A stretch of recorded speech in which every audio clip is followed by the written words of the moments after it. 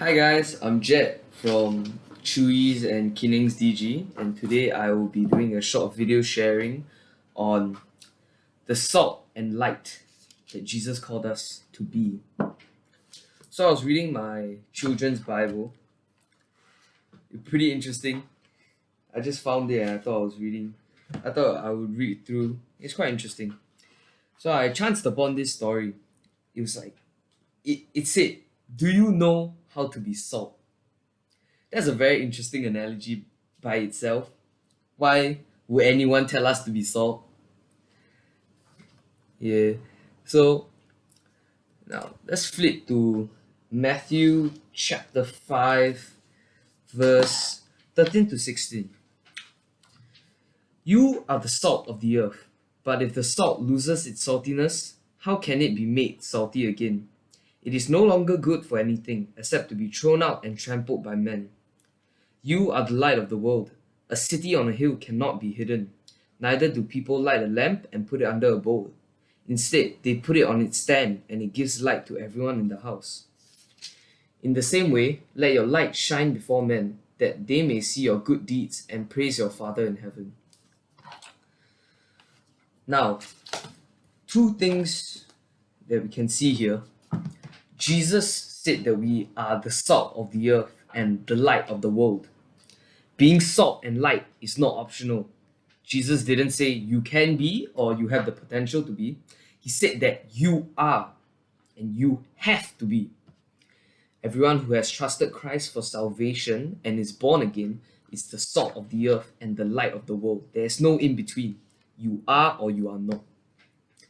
So the value of salt is not to be underestimated. In the ancient world, it was super important. Roman soldiers received their wages in salt.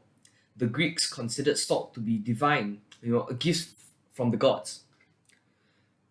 When Jesus told his disciples that they were the salt of the earth, recorded in Matthew 5:13, they understood the metaphor. Now, what do some people think about what the meaning of salt is? Some think that the whiteness of salt represents the purity of the justified believer, or what we call Christians.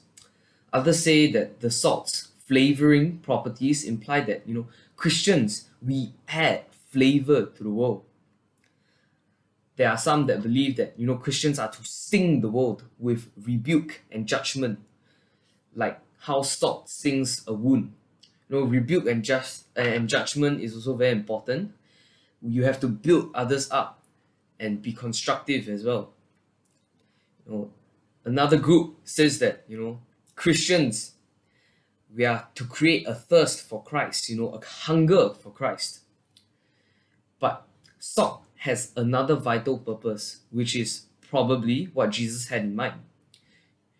He meant that all of us were to serve as preservatives, stopping the decay in our sin-infected world. The 12 disciples, many of them were fishermen. They would know that you need salt to preserve the fish that they caught so that it wouldn't go bad.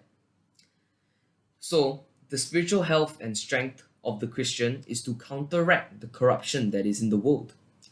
Christians, as salt, we are supposed to counteract this sin's power to destroy lives. This will create opportunity for the gospel to be proclaimed and received. Now, we have been given a wonderful privilege to be the salt of the earth, but Jesus also gave us a warning. Now, it states in Matthew 5:13, if salt loses its taste, how would its saltiness be restored? It is no longer good for anything except to be thrown out and trodden underfoot by men. Now, Jesus did not say that we can lose our salvation. That happens when we accept Christ. He said that we can lose our saltiness. When salt is contaminated, it becomes corrosive and poisonous. So, if we have allowed disobedience, carelessness, laziness, we have become contaminated salt and we have lost our saltiness. Therefore, we need to often confess our sin and repent and let the Lord restore us to the purpose for which we were called. Now, on to the second half, which will be Jesus also called us to be the light of the world. In Matthew 5:14, it says that let your light shine before men, that they may see your good deeds and praise your Father in heaven. As salt, we are supposed to counteract the power of sin, but as light, we are supposed to illuminate or make something visible. Our lives are to be an ongoing witness to the reality of Jesus' presence in our life. It's supposed to be a reflection of what Christians should be and what God is like. When we worship God with pure hearts, when we love others as ourselves, and when we do good without growing weary, we are the lights shining. It is important to know that it is not our light, but the reflection of the light of the world, Jesus, that people will see in us. In Philippians 2:15, the Apostle Paul says, "Believers, you are to shine as light in the world." Now, the Greek word here used is very similar to the word for the beacon that the lighthouse emits. It's supposed to direct safe harbor, keep ships from crashing in the night. It provides hope for those who have lost hope.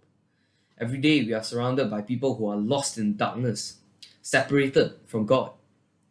God uses us, His children, like beacons from a lighthouse to show the way to Him so that they can receive salvation. Either we are salt and light by the grace of God, or we are willingly disobeying the one who saved us. If we are being salt and light, then we can expect fruit from our faithfulness, like you reap what you sow. If we are not being salt and light, then this is the time to change. We have to be the salt and light in the world. Yeah. Thank you. That's all. Thanks for listening. It's a bit long, but yeah, enjoy the rest of the day ahead, guys. Bye.